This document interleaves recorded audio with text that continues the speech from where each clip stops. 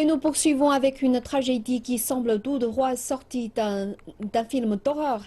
Un avocat, son client et son chauffeur ont disparu après avoir comparu au tribunal. Leurs corps atrocement mutilés et en décomposition avancée ont été retrouvés dans une rivière à la lisière de la ville.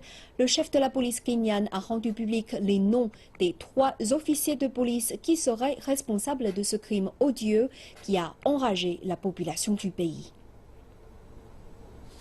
Pour des raisons de sécurité, Edouard Mugambi ne nous a pas permis de révéler son visage.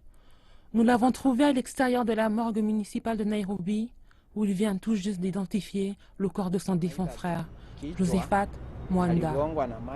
La tête semble avoir été frappée avec un objet contondant. Les yeux sont exorbités. Je n'ai pas pu regarder tout son corps. C'est grave.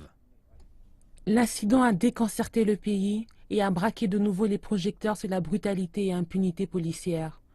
Josephat Mwanda avait 27 ans quand il a disparu avec son avocat et chauffeur après s'être présenté la semaine dernière au tribunal.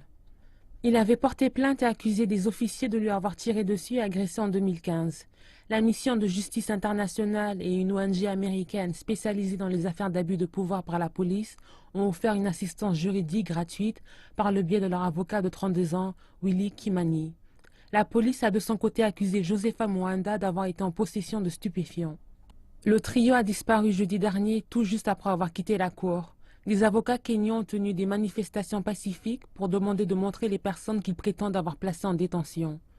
Quelques jours plus tard, 3 policiers ont été arrêtés et les enquêtes ont mené à la découverte des corps mutilés de l'avocat, de son client et du chauffeur, retrouvés dans une rivière à 70 km au nord-ouest de la capitale kenyane.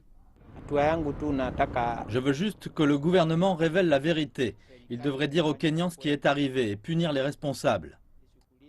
Le chef de la police kenyane a samedi rendu public les noms des 2 officiers de la policière qui ont enlevé et torturé le trio dans un poste de police, tué et disposé ensuite des corps.